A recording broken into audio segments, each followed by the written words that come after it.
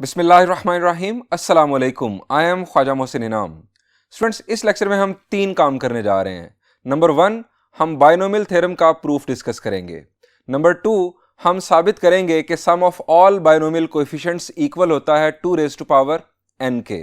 और नंबर 3 पर हम साबित करेंगे कि इवन बायनोमियल कोएफिशिएंट्स का सम ऑड बायनोमियल कोएफिशिएंट्स के सम के बराबर होता है। आइए शुरू करते हैं। स्टूडेंट्स, अगर आपको सवाल किया जाए state and prove binomial theorem for positive integral index n, तो आप जवाब में क्या लिखेंगे जरा देख लें।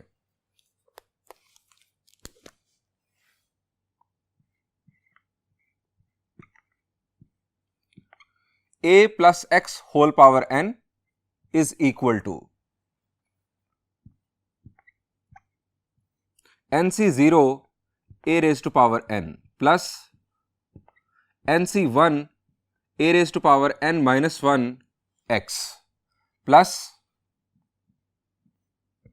nc2 a raise to power n minus 2 x square plus चलते चले गए तो हमारी सेकेंड लास्ट टर्म क्या होगी। स्टूडेंट, सेकेंड लास्ट टर्म हमारी होगी nc n minus 1 a x raise to power n minus 1। जो पैटर्न है उसको ज़हन में रखें।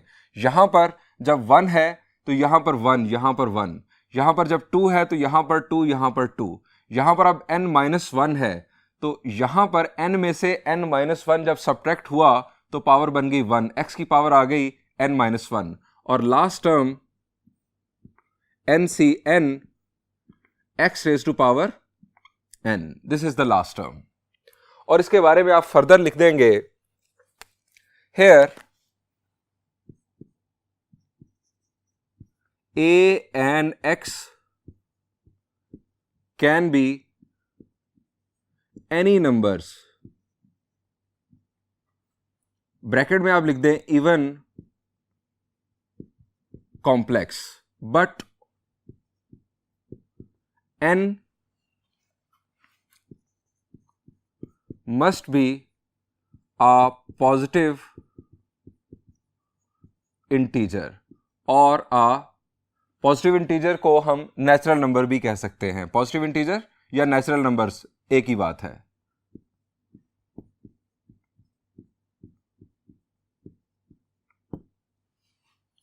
ये स्टूडेंट्स हमने स्टेट कर दिया। अब डिस्कस करते हैं इसका प्रूफ।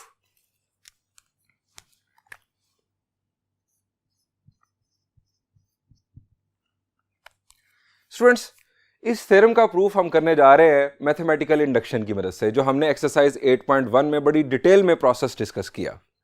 अब आप जरा उसकी कंडीशंस रिकॉल कर लें। शाबाश जी। फर्स्ट कंडीशन में हम क्या करते हैं, हम फार्मूला को टेस्ट करते हैं for n is equal to 1। अगर वो ट्रू हो तब हम जाते हैं कंडीशन 2 की जानिब। अगर कंडीशन 1 ही सेटिस्फाई ना हो तो हम कंडीशन 2 की जानिब नहीं जाते। सो स्टार्ट लेते हैं। हम यहां लिखेंगे we will prove it bye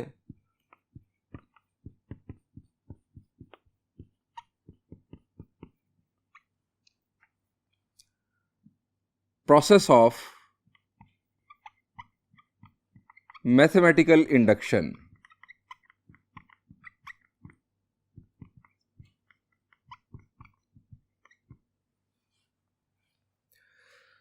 condition 1 heading देंगे आप लाजमी।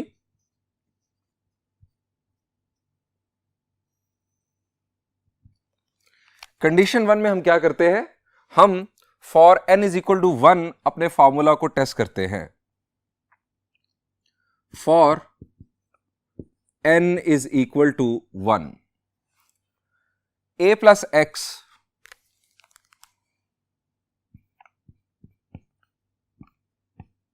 Whole power 1 is equal to.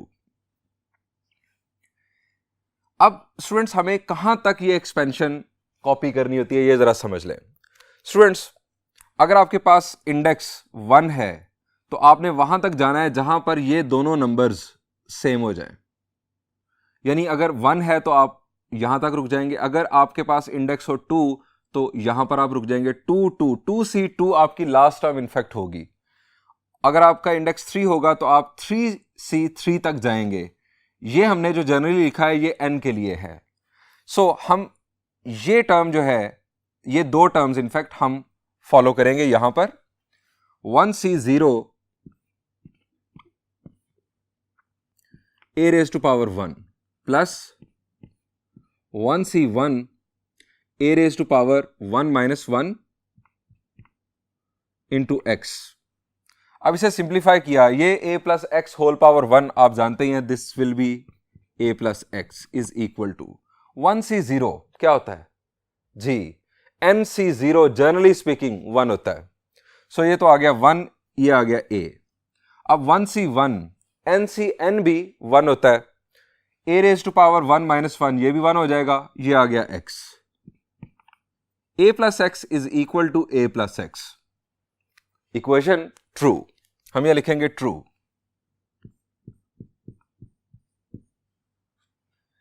Condition 1 is satisfied. जब कंडीशन 1 सेटिस्फाई हो जाएगी तब हम जाएंगे कंडीशन 2 की जानिब। Condition 2,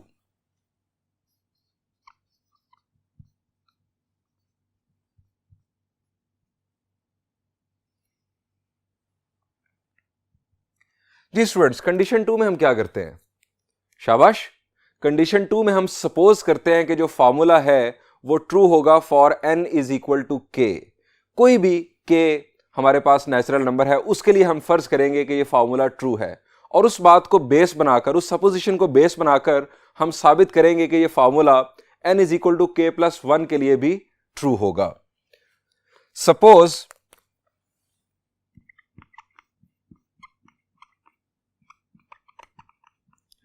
formula is true for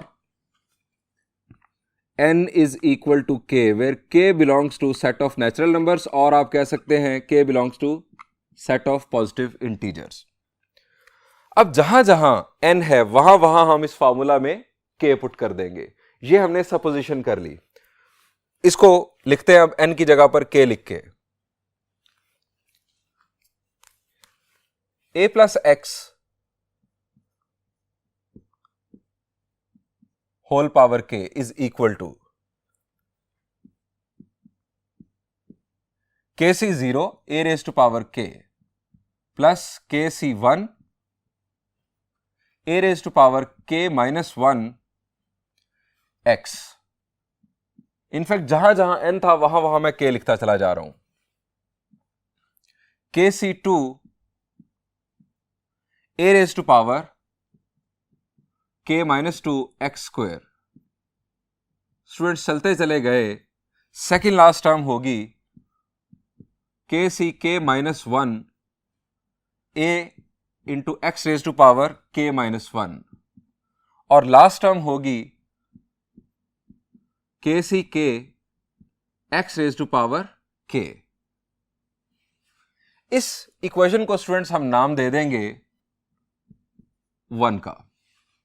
इसको हमने नाम 8.1 में भी 1 का दिया था, क्यों? क्योंकि हमने इसे यूज करना है। हमने सपोज किया है कि ये इक्वेशन ट्रू है, इसको हमने आगे यूज करना है। Now we will prove it for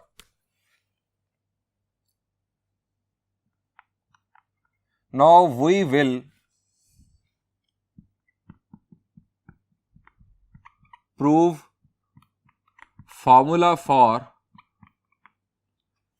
n is equal to k plus 1, that is to say, अब n की जगह पर जब k plus 1 आएगा तो फॉर्मूला किस तरह से लिखा जाएगा जो हमने प्रूव करना है। a plus x whole power k plus 1। Students, अगर इंडेक्स k है तो कितनी terms? The answer is k plus 1 terms. अब इंडेक्स k प्लस 1 है तो हमारी टर्म्स कितनी आएंगी? The answer is k plus 2 terms आएंगी। अब राइट साइड पर अगर पहले फर्ज करें 10 टर्म्स थी तो अब 11 टर्म्स आएंगी, एक टर्म का इजाफा हो जाएगा। पहले हमारी लास्ट टर्म थी ये वाली, अब हम इससे आगे जाएंगे। यहां पर अब आ जाएगा हमारे पास k plus one C zero a raise to power k plus one plus k plus one C one a raise to power, अब यहां पर जब k प्लस वन हम पुट करेंगे तो प्लस वन माइनस वन के साथ कैंसिल होगा, ये आ जाएगा k। आप इसको भी देख सकते हैं कि अब हम डिसेंडिंग ऑर्डर पर चल रहे हैं, यहां पर k प्लस वन पावर है तो यहां पर हो गई k, x साथ आ गया, plus k plus one C two, k के बाद फर्दर हम एक माइनस कर देंगे तो k minus one x square, चलते चले गए। इस टर्म के लिए हमारे पास आ जाएगी टर्म k प्लस वन, और यहां पर हमारे पास k प्लस वन जब k की जगह पर पुट करेंगे तो आ जाएगा k a into x raise to power k, ये हमारे पास k की पावर चल रही होती है, ये हमारे पास x raise to power k, और plus last term k plus one C k plus one x raise to power k plus one. Students, हमें इस इक्वेशन को ट्रू साबित करना है। हम इसकी चूज करेंगे लेफ्ट हैंड साइड, यूज करेंगे ये सपोजिशन जो हमने लेट किया है कि ये सपोजिशन ट्रू है। चूज करते हैं left hand side, taking left hand side,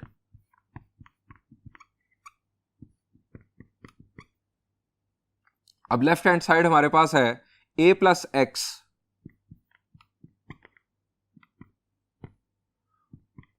whole power k plus one.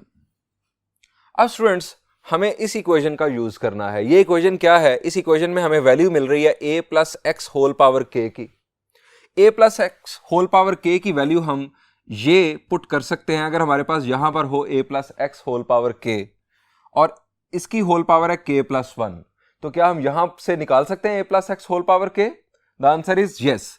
हमारा एक फैक्टर है a प्लस एक्स और दूसरा फैक्टर है a plus x whole power k। इसकी जगह पर हम ये राइट साइड कॉपी कर देंगे और उस राइट साइड के साथ, उस एक्सपेंशन के साथ हम a प्लस एक्स को मल्टीप्लाई करेंगे और इंशाल्लाह फिर ये हम रिजल्ट हासिल करेंगे। ये है हमारा प्लान। अब यहां पर हम ये वैल्यू पुट करेंगे, हम यहां लिखेंगे यूजिंग इक्वेशन वन,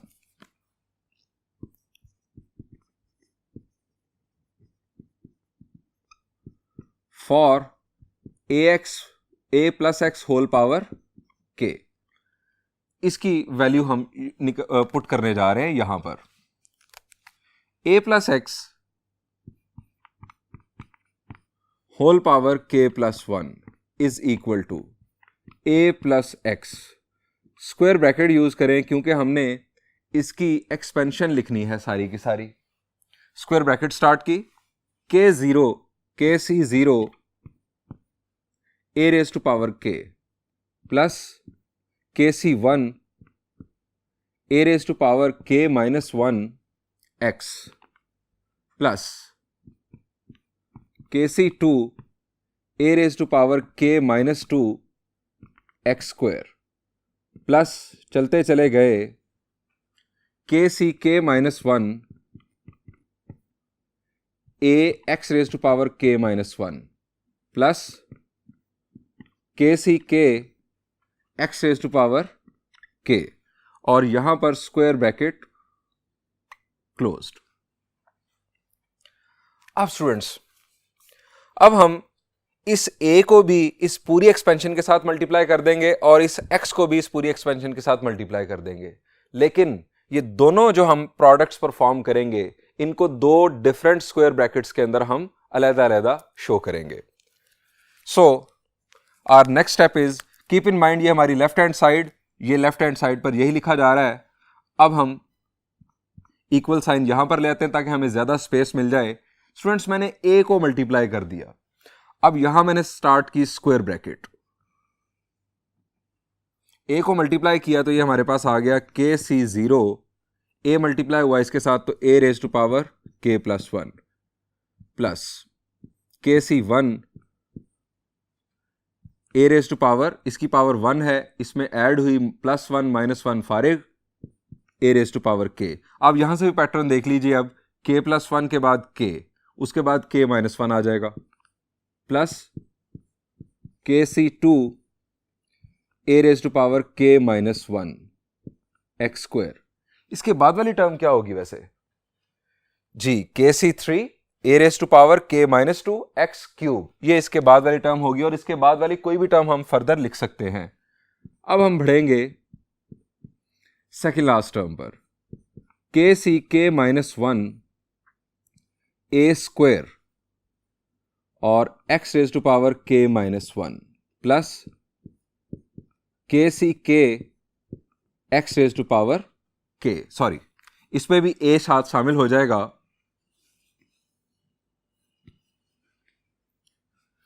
यहां पर a शामिल हुआ और x raise to power k, चूंकि a मल्टीप्लाई हुआ है तमाम टर्म्स के साथ, स्क्वायर ब्रैकेट क्लोज्ड, प्लस चूंकि यहां पर दरम्यान में प्लस है सो प्लस साइन हमने प्लेस किया। अब हम x को मल्टीप्लाई करेंगे पूरी एक्सपेंशन के साथ, स्क्वायर ब्रैकेट दोबारा स्टार्ट की। इस स्टेप की लेंथ देखें कितनी ज्यादा बढ़ गई है, इसे आपको 2 लाइंस में इसी तरह से लिखना होगा। अब स्टूडेंट्स kc0, अब चूंकि x मल्टीप्लाई हो रहा है, a की पावर को कोई फर्क नहीं पड़ेगा, a raise to power k साथ आ गया x plus kc1 a raise to power k minus 1, पहले x था अब आ गया हमारे पास x स्क्वायर, पावर 1 अब पावर 2, अगली टर्म में पावर हो जाएगी 3, यानी x में चेंज आ रहा है, plus kc2 a raise to power k minus 1, sorry ये हमारे पास k माइनस 2 आना है यहां पर, k माइनस 2 और x क्यूब, चूंकि हम इसके साथ मल्टीप्लाई कर रहे हैं, प्लस चलते चले गए second last term k minus 1 a x raise to power k minus 1, जी x जब मल्टीप्लाई होगा तो उसकी पावर है 1, 1 माइनस 1 ऐड हुए फारिग x raise to power k, plus k x raise to power k plus 1, square bracket closed. अब students आप इन दोनों ब्रैकेट्स के अंदर देखें कि लाइक टर्म्स कौन कौन सी हैं जी, लाइक टर्म्स। अब लाइक टर्म हम किसे कहेंगे, जिसमें a और x जो हैं वो सिमिलर होंगे, उनकी पावर्स भी बिल्कुल सेम होंगी। ये तो नंबर है, ये तो जस्ट कोएफिशिएंट है, इसको नहीं हमने देखना, हमने देखना है a और x को, a की पावर और x की पावर ये दोनों सेम हो। अब स्टूडेंट्स अगर आप गौर करेंगे तो a raise to power k plus 1 आपको दूसरी ब्रैकेट में कहीं नजर नहीं आएगा, इसकी सिमिलर टर्म एग्जिस्ट नहीं करती, ये सिंगल है। आप नेक्स्ट पर आ जाएं, a raise to power k x, a raise to power k x, इसके सिमिलर है ये, ठीक हो गया। हम क्या करेंगे, हम a raise to power k x common ले लेंगे इन दोनों में से, चूंकि सम हो रहा है, आप देख सकते हैं सम हो रहा है, हम इन दोनों में से a raise to power k x common ले लेंगे, हमारे पास ब्रैकेट में बचेगा kc1 प्लस kc0, चूंकि दरम्यान में प्लस चल रहा है, 2 कॉम्बिनेशन हमारे पास ब्रैकेट में बच जाएंगे। इसी तरह ये 2 टर्म सिमिलर हैं, हम ये दोनों a raise to power k minus 1 और x स्क्वायर कॉमन लेंगे तो हमारे पास ब्रैकेट में 2 कॉम्बिनेशन होंगे kc2 प्लस kc1। इसके बाद स्टूडेंट्स इसकी जो नेक्स्ट टर्म है, इसकी नेक्स्ट टर्म जरा देखें, a raise to power k यहां पर है, यहां पर k माइनस 1, इसके बाद क्या आना था a raise to power k minus 2 x cube, वो टर्म इसके साथ सिमिलर टर्म बनेगी, तो उस टर्म में से a raise to power k minus 2, a raise to power k minus 2 और एक्स क्यूब हम कॉमन लेंगे तो हमारे पास ये kc2 और उसमें होगा kc3, यहां पर kc3 नेक्स्ट टर्म में आया होगा, kc3 प्लस kc2 हमारे पास ब्रैकेट में आ जाएगा। ये स्टूडेंट्स पैटर्न चलता चला जाएगा। अब ये पैटर्न कहां तक जाएगा, आप ये देखें, ये टर्म इस टर्म के सिमिलर हो जाएगी, कॉमन आ जाएगा a into x raise to power k, bracket में हमारे पास होगा kck प्लस k माइनस 1। ये जो टर्म है ये सिमिलर बनेगी इससे पिछली टर्म के साथ, इससे पिछली टर्म में आप यहां पर देखें a की पावर 1 है, इससे पिछली टर्म में a की पावर 2 होगी, और x की पावर यहां पर k है, तो पिछली टर्म में x की पावर k माइनस 1 होगी। सो ये टर्म उसके साथ सिमिलर होगी। मैंने फिलहाल जो टर्म्स टिक की हैं, ये हमारे पास 3 पेयर बन रहे हैं, 1, 2 और ये 3। ये 3 पेयर्स कंसीडर कर रहा हूं, इन्हीं 3 से आपको बात समझ आ जाएगी। और फिर ये फर्स्ट टर्म और ये लास्ट टर्म, ये हम फर्स्ट और लास्ट पर लिख देंगे, और दरमियान में 2 प्लस साइन प्लेस करके हम 3 डॉट्स लगा देंगे, मतलब कि दरमियान में जितना ये कॉमन वाला प्रोसेस है ये कंटिन्यूड है। ये 2 टर्म्स ऐसी हैं कि जिनके लिए सिमिलर टर्म एग्जिस्ट नहीं करेगी। बढ़ते हैं नेक्स्ट स्टेप की जानिब।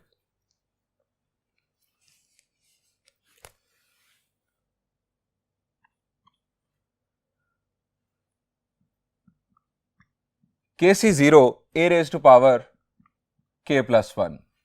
हमने डिस्कस कर लिया कि इस टर्म के साथ कोई और सिमिलर टर्म नहीं है, प्लस स्क्वायर ब्रैकेट। हमारे पास आगे 2 कॉम्बिनेशंस KC1 और KC0, और स्क्वायर ब्रैकेट के बाहर जो हमने कॉमन लिया है इन दोनों में से, वो हमने पहले डिस्कस कर लिया कि a raise to power k into x हमारा आ गया कॉमन, प्लस फिर ब्रैकेट KC2 और KC1, ये हमारे पास स्क्वायर ब्रैकेट के अंदर, और कॉमन हमारे पास इन दोनों में से निकल रहा है a raise to power k minus 1 x square, a raise to power k minus 1 x square. इसके बाद स्टूडेंट्स चलते चले गए,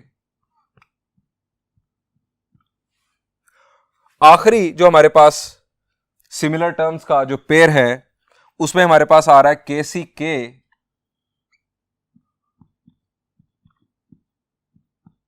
और KCK माइनस 1, और कॉमन निकल रहा है इन दोनों में से a x raise to power k, plus last term है हमारे पास KCK और इसके साथ है x raise to power k plus 1। Students, अगर आप वो राइट साइड देखें जो हमें बनानी है, तो हमारे पास इस वक्त ये जो हिस्सा है हर टर्म का, a raise to power k plus 1, जैसे फर्स्ट टर्म ये दुरुस्त है, ये भी दुरुस्त है, ये भी दुरुस्त है, ये भी और ये भी। मसला कॉम्बिनेशंस का है, मसला कोएफिशिएंट्स का है।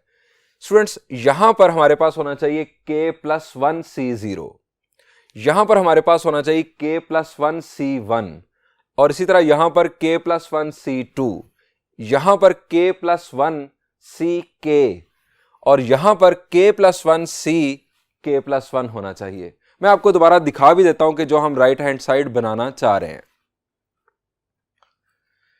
स्टूडेंट्स, ये है वो राइट हैंड साइड जो हमें रिक्वायर्ड है। आप जहां तक अभी हम पहुंचे हैं वहां पर देखें तो ये हमारे पास हिस्सा, ये जो सेगमेंट है हर टर्म का, ये हमारे पास ओके हो चुका है, इसका कोई मसला नहीं है। मसला इन बायनोमियल कोएफिशिएंट्स का है। हमारे पास यहां पर हर जगह पर k आ रहा है, जबकि हमें चाहिए k प्लस 1। आइए अब देखते हैं कि हम ये काम कैसे कर सकते हैं। स्टूडेंट्स, KC0 का मतलब क्या होता है? जी, KC0 की इनफैक्ट वैल्यू क्या होती है? The answer is 1। तो मुझे यहां पर चाहिए k प्लस 1 C0, उसका मतलब भी 1 होता है। सो मैं लिख सकता हूं KC0 की जगह पर k प्लस 1 C0, क्योंकि दोनों का मतलब इनफैक्ट 1 ही है। हम यहां लिखेंगे सिंस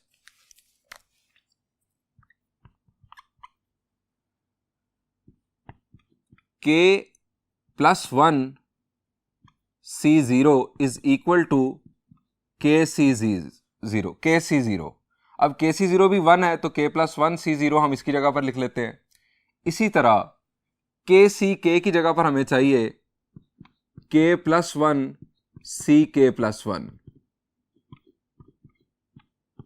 इसका आंसर भी 1 आता है, इसका आंसर भी 1, तो हम इसकी जगह पर ये लिख देते हैं। आप फर्ज करें ना, जैसे कहीं लिखा हुआ है, सपोज करें 1। अब स्टूडेंट्स, उस 1 की जगह पर आप लिख दें 0 का फैक्टोरियल, मैथमेटिकली जायज है क्योंकि 0 फैक्टोरियल का मतलब भी यही होता है। आप वहां पर लिख दें 2 raise to power 0, 2 raise to power 0 भी 1 होता है। आप वहां पर अगर ट्रिग्नोमेट्री को डिस्कस कर रहे हैं, आप वहां पर लिख दें cosine square theta plus sine square theta, क्योंकि उसका मतलब भी 1 होता है। हमने जो अपना काम निकालना है ना, वो हमने निकालना है, लेकिन मैथमेटिकली हमारा जो स्टेप है वो दुरुस्त होना चाहिए। अब हमें यहां पर k प्लस 1c0 चाहिए, तो हम लिख सकते हैं क्योंकि kc0 का मतलब भी 1 है, इसका मतलब भी 1 है। 1 की जगह पर हमने 1 को ही रिप्लेस कर दिया, लेकिन शक्ल बदल दी। इसी तरह यहां पर kc k का मतलब भी 1 और k plus 1 c k plus 1 का मतलब भी 1। ये दोनों मसले तो हल हो गए। अब आ जाएं इन कोएफिशिएंट्स पर। स्टूडेंट्स, kc1 प्लस kc0, इसकी जगह पर आना चाहिए k प्लस 1c1। जरा रिकॉल करें कोई कॉम्बिनेशंस की कोई प्रॉपर्टी जो आपने चैप्टर 7 में डिस्कस की हो, अगर आपको याद हो। चले मैं आपको रिकॉल करवाता हूं। सिंस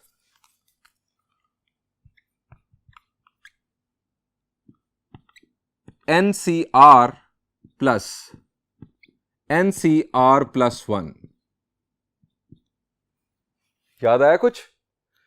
अगर ये दोनों नंबर्स सेम हों और नीचे वाले दो नंबर्स कंसेक्टिव हों, इधर R प्लस 1, या इधर R हो और इधर R माइनस 1 हो, वो भी कंसेक्टिव ही कंसिडर होंगे, तो इसका आंसर होगा आप ऊपर वाले नंबर में एक ऐड कर दें और नीचे वाले नंबर में से जो बिगर होगा उसको चूज कर दें। यहां पर बिगर जो है वो है R प्लस 1। अगर यहां R होता और यहां R माइनस 1 होता तो बिगर R होना था, फिर मैंने यहां पर R लिखना था। अब यह चीज यहां पर यूज की जा सकती है। किस तरह से? ये दोनों नंबर सेम, नीचे कंसेक्टिव नंबर्स हैं 1 और 0, सो हम लिख सकते हैं k प्लस 1, नीचे से bigger number 1, k plus 1 c1, यहां पर k प्लस 1 c2, यहां से k प्लस 1 ck, और ये तो हम मसला पहले हल कर चुके। यूजिंग इट, अब स्टूडेंट्स हम इसको फाइनलाइज करने जा रहे हैं।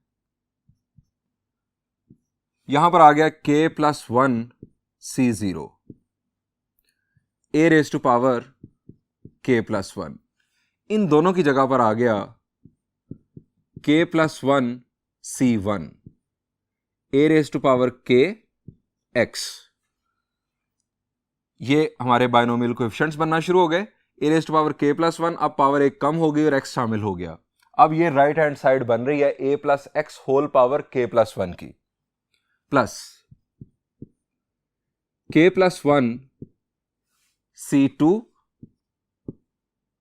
a raise to power k minus 1 x square. चलते चले गए तो ये आ गया हमारे पास k plus 1, bigger number is k, a into x raise to power k, plus k plus 1 c k plus 1 x raised to power k plus 1, and this is equal to right hand side। जो हमें right hand side बनानी थी ये exactly हम वो बना चुके। हम यहां लिखेंगे condition 2 is satisfied.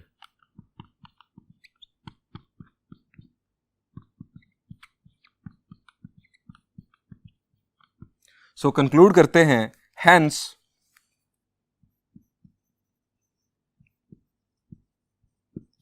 formula is true for every positive integral index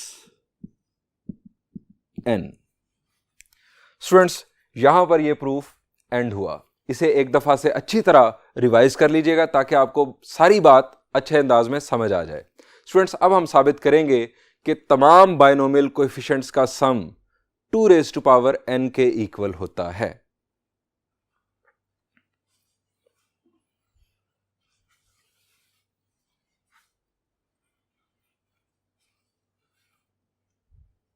students हम साबित करने जा रहे हैं कि sum of all binomial coefficients is equal to 2 raise to power n। Students ये बायनोमियल कोएफिशिएंट्स कहां होते हैं? जी ये बायनोमियल एक्सपेंशन के अंदर होते हैं। हम रिकॉल करते हैं अपना binomial theorem. Since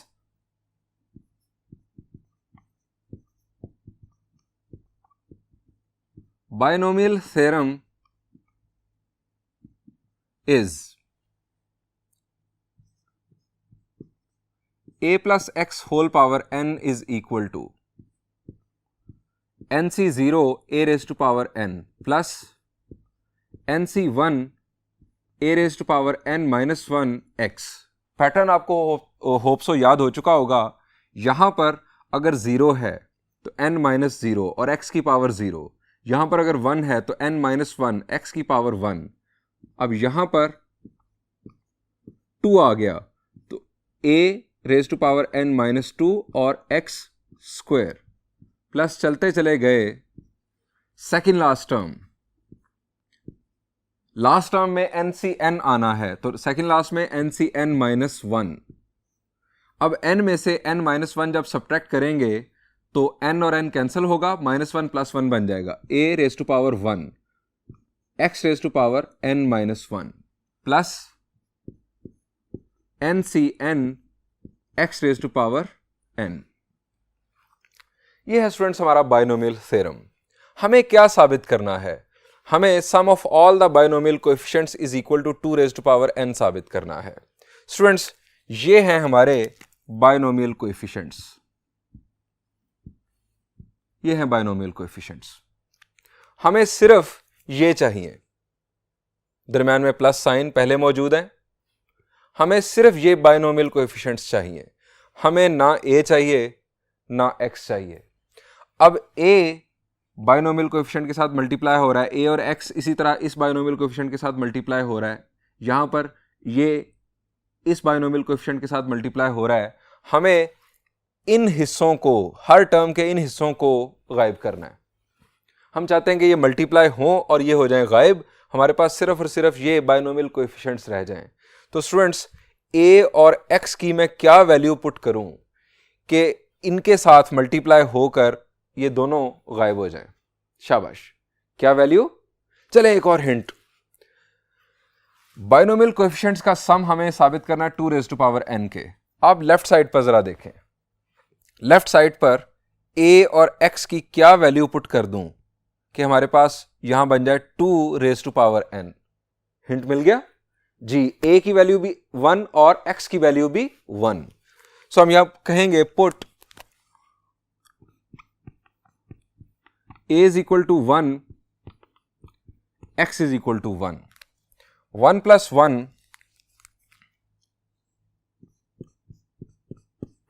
whole power n।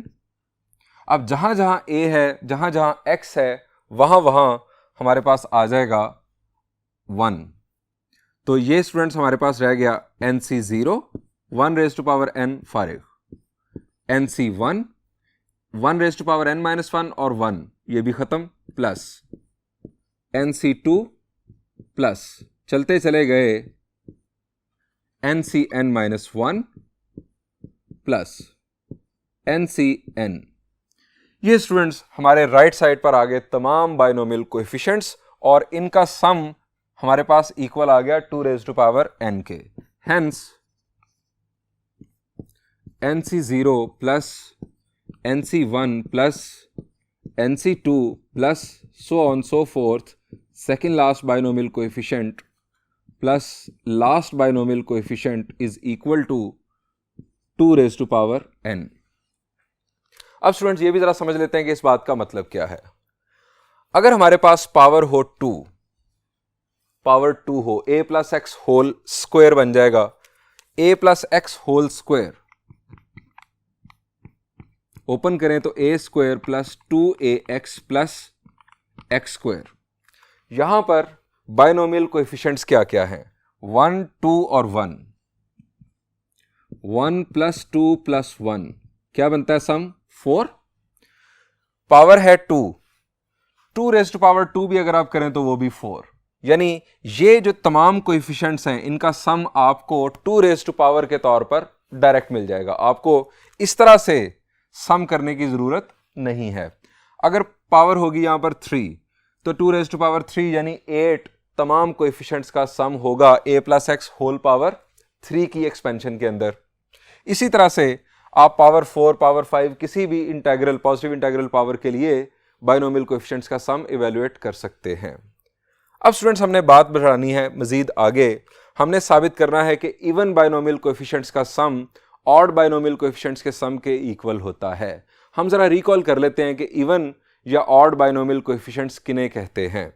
आपको अगर याद हो, हमने लास्ट लेक्चर में डिस्कस किया था कि अगर ये नंबर, नीचे वाला नंबर अगर इवन हो तो ऐसे बाइनोमियल कोएफिशिएंट को हम इवन बाइनोमियल कोएफिशिएंट कहते हैं। ऊपर वाले नंबर के साथ हमारा कोई ताल्लुक नहीं, वो इवन हो ऑड हो हमने वो नहीं देखना, हमने सिर्फ ये देखना है ये अगर इवन होगा तो ये इवन बाइनोमियल कोएफिशिएंट होगा, और अगर ये ऑड होगा जैसे ये NC1 है, इसके बाद यहां पर आना था NC3, NC1, NC3, NC5, NC7, ये जो बाइनोमियल कोएफिशिएंट्स होंगे ये ऑड बाइनोमियल कोएफिशिएंट्स कहलाएंगे। आइए अब साबित करते हैं कि sum of odd binomial coefficients बराबर होगा सम ऑफ इवन बाइनोमियल कोएफिशिएंट्स के। ये हम प्रूव करने जा रहे हैं। अगेन रिकॉल करते हैं binomial theorem. Since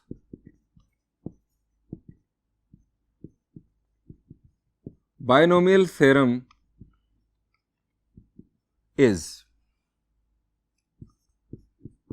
a plus x whole power n,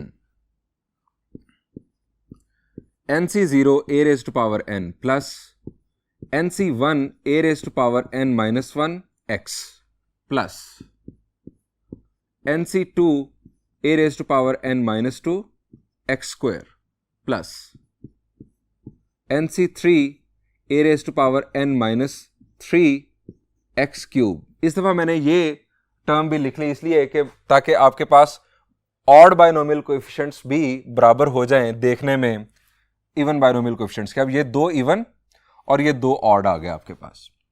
अब चलते हैं सेकंड लास्ट पर। सेकंड लास्ट में NCn minus 1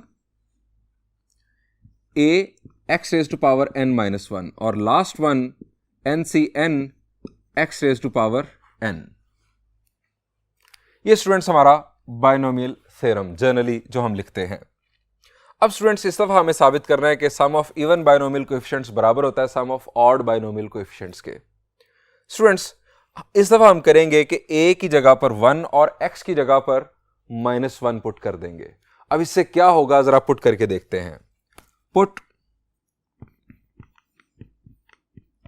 a is equal to 1, x is equal to -1। यहां पर 1 minus 1 0 हो जाएगा, 0 raised to power n will be 0। बहरहाल हम लिखते हैं स्टेप को 1 minus 1 raised to power n, nc0 a raised to power n यानी 1 raised to power n ये बन गया 1 प्लस। अब प्लस की बजाय आप पहले सोच लें a की जगह पर 1 आ रहा है, ये तो एलिमिनेट हो जाएगा। x की जगह आ रहा है -1 तो हमारे पास ये बन जाएगा -NC1। फॉलो किया आपने? x की जगह चूंकि -1 आ रहा है सो माइनस प्लस माइनस। इसके बाद a की जगह पर तो 1 है, इसका तो मसला ही कोई नहीं ना, पावर इवन हो या ऑड हो, चूंकि a जो है वो 1 है। x की पावर जब इवन होगी तो उस वक्त तो टर्म हो जाएगी हमारी पॉजिटिव, जब ऑड होगी तो टर्म हो जाएगी नेगेटिव। इसके बाद हमारे पास ये आ गया पॉजिटिव NC2, फिर नेगेटिव NC3, फिर चलते चले गए। अब students second last term, x की पावर इवन है या ऑड? शाबाश, n-1 इवन होगा या ऑड? आप कहेंगे कि सर ये डिपेंड करता है n पर। अगर n इवन होगा तो इवन -1 ऑड नंबर होता है, अगर n ऑड होगा तो ऑड -1 इवन होता है। हमें नहीं पता कि x की ये जो पावर है n-1 ये इवन होगी या ऑड होगी। अब हम ये लास्ट टर्म किस तरह लिखेंगे? हम ये लिखेंगे प्लस, अब ये प्लस यहां फाइनल नहीं हो गया, हम -1 की पावर लिख देंगे n-1। हमें नहीं पता कि ये इवन है, हमें नहीं पता ये ऑड है, ये जो भी होगा उसका नतीजा यहां पर खुद आ जाएगा। अगर ये रिजल्ट n-1 अगर इवन हुआ तो ये पॉजिटिव बन जाएगी, अगर ये ऑड हुआ तो नेगेटिव बन जाएगी ये टर्म। साथ इसके आ गया हमारा binomial coefficient that is n-1, और उसके बाद अगेन हमें n के बारे में भी नहीं पता तो हम लिख देंगे plus -1 raise to power n NCN। Students left side पर हमारे पास आ चुका 0, हम दोबारा से एक दफा इसी स्टेप को कॉपी कर देते हैं, यहां पर 0 लिखकर अब 0 बल्कि लिख लेते हैं राइट साइड पर।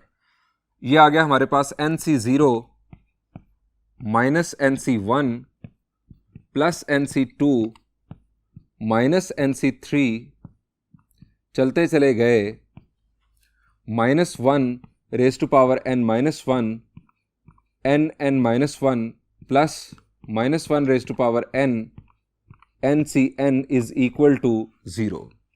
ये 0 जो लेफ्ट साइड पर आना था वो हमने राइट साइड पर लिख लिया। अब स्टूडेंट्स आप जरा ये बताएं कि इनमें से इवन बाइनोमियल कोएफिशिएंट्स कौन से हैं? शाबाश जी, यहां पर ये नंबर इवन, तो ये है इवन, ये है even binomial coefficient NC0 NC2, इसके बाद NC4 NC6 NC8, ये सारे इवन बाइनोमियल कोएफिशिएंट्स हैं और ये पॉजिटिव हैं, ये हमें पॉजिटिव नजर आ रहे हैं। ऑड बाइनोमियल कोएफिशिएंट्स नेगेटिव नजर आ रहे हैं, इनको हमने शिफ्ट कर देना है दूसरी तरफ। लेफ्ट साइड पर even binomial coefficients, right side पर ऑड बाइनोमियल कोएफिशिएंट्स, दोनों का सम इक्वल साबित हो जाएगा। लेकिन मसला यह है कि ये दोनों, इन दोनों में से कौन सा इवन है कौन सा ऑड है, ये मसला है। इन दोनों में से एक ने लेफ्ट साइड पर रहना और एक ने राइट साइड पर जाना है। स्टूडेंट्स यहां पर बनेंगे दो केसेस n की बेस पर। अगर तो n होगा इवन, अगर n होगा इवन तो स्टूडेंट्स n-1 ये बन जाएगा ऑड, ये ऑड बाइनोमियल कोएफिशिएंट बन जाएगा, और अगर n हुआ ऑड तो n-1 बन जाएगा इवन, ये बन जाएगा इवन बाइनोमियल कोएफिशिएंट। इस तरह से जब ये ऑड होगा तो ये इवन, अगर ये इवन होगा तो वो ऑड हो जाएगा। हम यहां लिखते हैं दो cases, if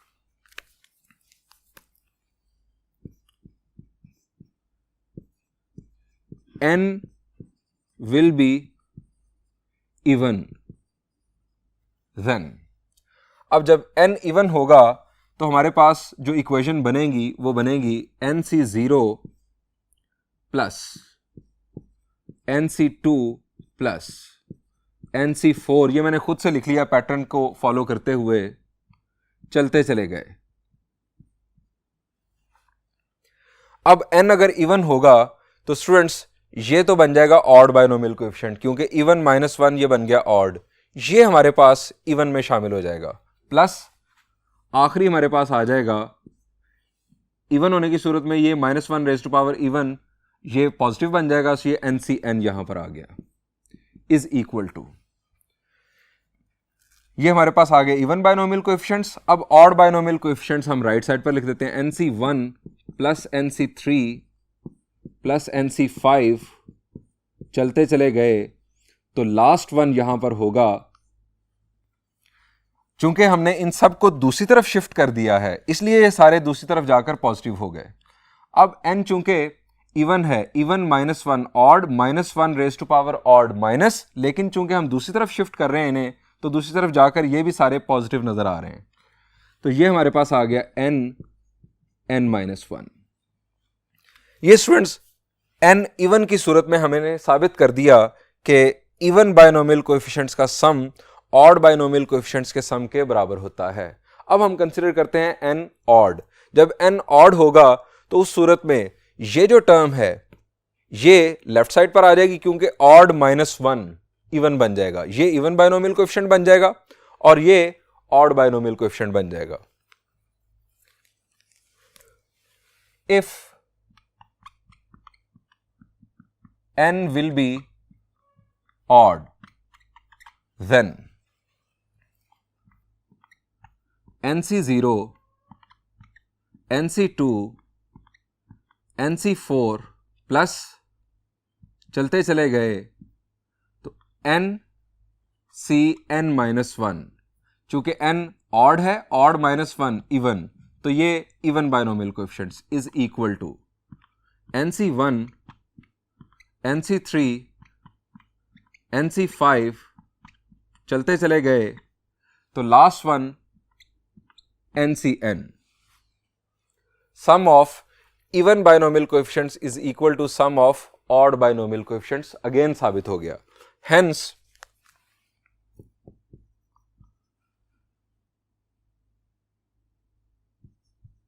sum of even binomial coefficients is equal to sum of odd binomial coefficients proved। Students यहां पर इस लेक्चर को एंड करते हैं। आप बाइनोमियल थ्योरम को अच्छी तरह से रिवाइज कर लीजिएगा और जो मैंने 13 पॉइंट्स लास्ट लेक्चर में आपको बताए थे उन्हें भी अच्छी तरह रिवाइज कर लीजिएगा, क्योंकि वो पॉइंट्स आपके काम आएंगे एक्सरसाइज 8.2 सॉल्व करते हुए। नेक्स्ट लेक्चर से हम एक्सरसाइज 8.2 का सॉल्यूशन स्टार्ट करेंगे। Thank you and Allah Hafiz.